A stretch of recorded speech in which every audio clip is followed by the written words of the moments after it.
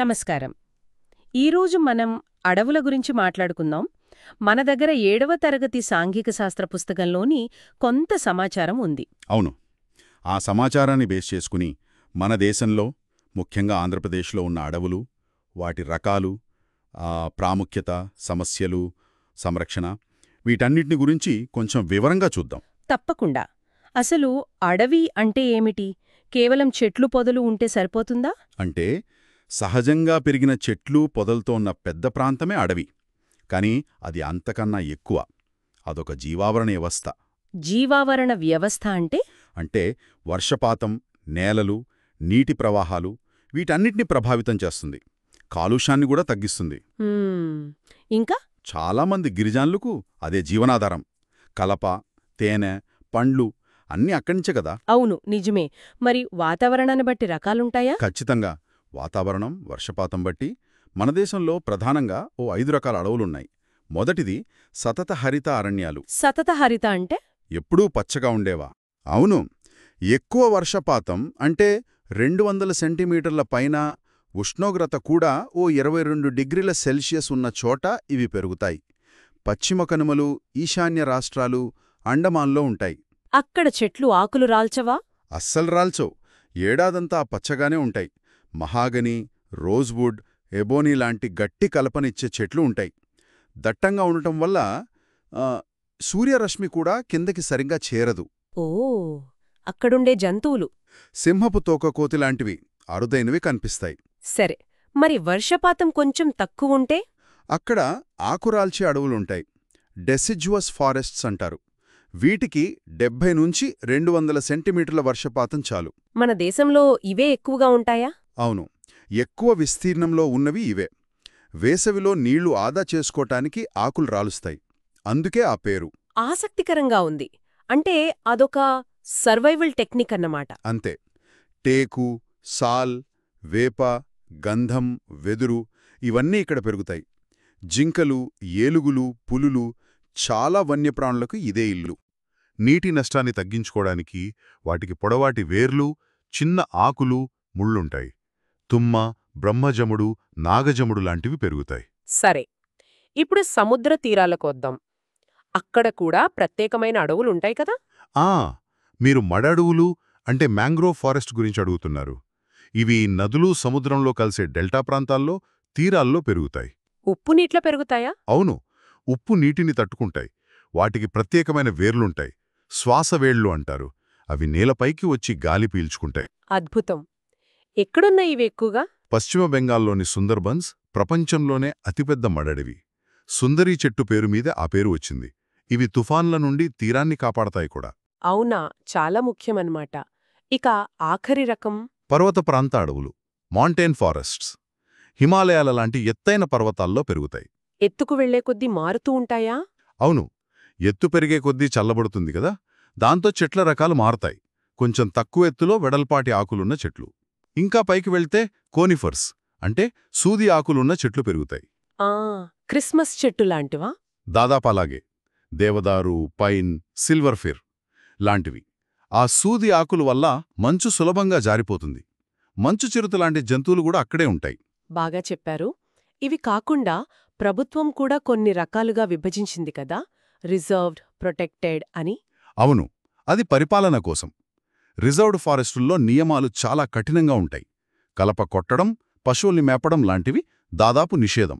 మరి ప్రొటెక్టెడ్ అంటే? ప్రొటెక్టెడ్ ఫారెస్ట్లో స్థానిక ప్రజలకు కొన్ని హక్కులుంటాయి. అంటే వాళ్ల అవసరాలకు కలప తీసుకోవచ్చు, పశువుల్ని మేపుకోవచ్చు, కానీ అడవికి నష్టం జరగకుండా చూసుకోవాలి. ఇంకోటి అన్క్లాసిఫైడ్ అన్నారు. అన్క్లాసిఫైడ్ అంటే అవి ఎక్కువగా ప్రభుత్వ, ప్రైవేట్ వాళ్ల ఆధీనంలో ఉండి కొంచెం దెబ్బతిన్న అటవీ భూములన్నమాట. వాటిపై పెద్దగా నియంత్రణ ఉండదు. అర్థమైంది. మరి మన దేశంలో అడవుల పరిస్థితి ఏంటి? మనమనుకున్నంత విస్తీర్ణం ఉందా? లేదు. మన జాతీయ అటవీ విధానం ప్రకారం దేశంలో 33% భూభాగం అడవులతో ఉండాలి, పర్యావరణ సమతుల్యత కోసం. కాని ఎంతుంది? 2019 రిపోర్ట్ ప్రకారం సుమారు 24.56% ఉంది. లక్ష్యం కన్నా తక్కువే. అయినా ప్రపంచంలో 10వ స్థానంలో ఉన్నాంలేండి. మధ్యప్రదేశ్లో ఎక్కువ అడవులున్నాయి.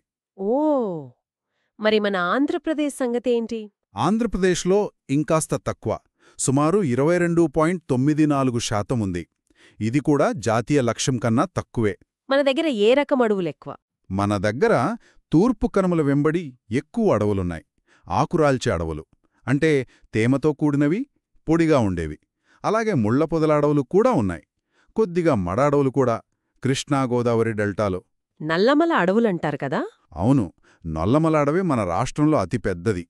అలాగే శేషాచలం కొండలు, అక్కడ అరుదైన ఎర్రచందనం పెరుగుతుంది. ఎర్రచందనం, అవును. ఇంకేమైనా ప్రత్యేకతలున్నాయా మన అడవుల్లో? ఉన్నాయి.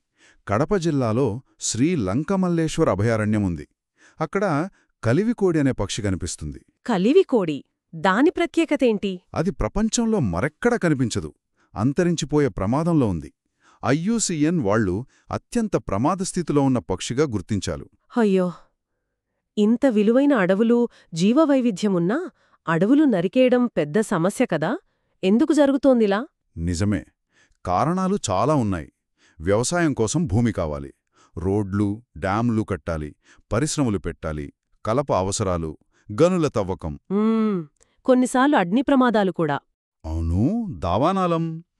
కొన్నిసార్లు అనుకోకుండా జరుగుతాయి, కొన్నిసార్లు కావాలని పెడతారు.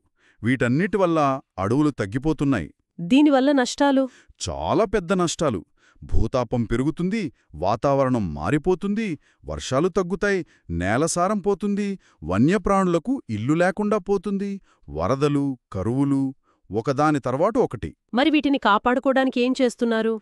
ప్రభుత్వాలు ప్రయత్నిస్తున్నాయి. సామాజిక అడవుల పెంపకం అని ఒకటుంది. అంటే ఖాళీ ప్రభుత్వ భూముల్లో, రోడ్ల పక్కన ప్రజల సహాయంతో మొక్కలు నాటటం. వనమహోత్సవం లాంటివి కూడా. అవును, వనమహోత్సవం లాంటి కార్యక్రమాలతో అవగాహన పెంచుతున్నారు. జాతీయ పార్కులు, అభయారణ్యాలు ఏర్పాటు చేస్తున్నారు. అన్నిటికన్నా ముఖ్యమైనది అటవీ హక్కుల చట్టం 2006. ఆ చట్టం గురించి చెప్పండి. ఇది చాలా కీలకమైన చట్టం. తరతరాలుగా అడవుల్లోనే ఉంటూ వాటిపైనే ఆధారపడి బతికే గిరిజనులున్నారు కదా. ఉదాహరణకి మన దగ్గర చెంచులు. అవును. వాళ్ల హక్కులని ఈ చట్టం గుర్తిస్తోంది. అడవులను కాపాడటంలో వాళ్ల పాత్రను, వాళ్ల సాంప్రదాయ జ్ఞానాన్ని గౌరవిస్తోంది, వాళ్ల భాగస్వామ్యాన్ని ప్రోత్సహిస్తోంది. అంటే గిరిజనులకి అడవిపై హక్కులు కల్పిస్తూనే సంరక్షణ బాధ్యత కూడా ఇస్తున్నారా? ఒక రకంగా అంతే. ఆంధ్రప్రదేశ్లో కూడా మారేడుమిల్లి, పాడేరు లాంటి చోట్ల అక్కడి గిరిజనులతో కలిపి ఎకోటూరిజం అభివృద్ధి చేస్తున్నారు. ఇదంతా వింటుంటే అడవుల ప్రాముఖ్యత, వాటిని కాపాడుకోవాల్సిన అవసరం స్పష్టంగా తెలుస్తోంది. ముఖ్యంగా అడవులతో ముడిపడిన గిరిజన సమాజాల పాత్ర చాలా కీలకమని అర్థమవుతోంది. ఖచ్చితంగా.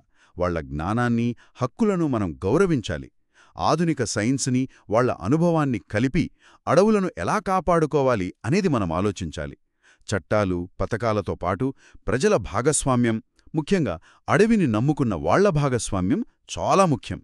అభివృద్ధికి, పర్యావరణానికి మధ్య అడవి బిడ్డల హక్కులను కాపాడుతూ ఆ సమతుల్యతను సాధించడం ఎలా? బహుశా ఇదే మనం ఆలోచించాల్సిన పెద్ద ప్రశ్న. నిజమే. దాని గురించే మనం మరింత లోతుగా ఆలోచించాలి, పనిచేయాలి.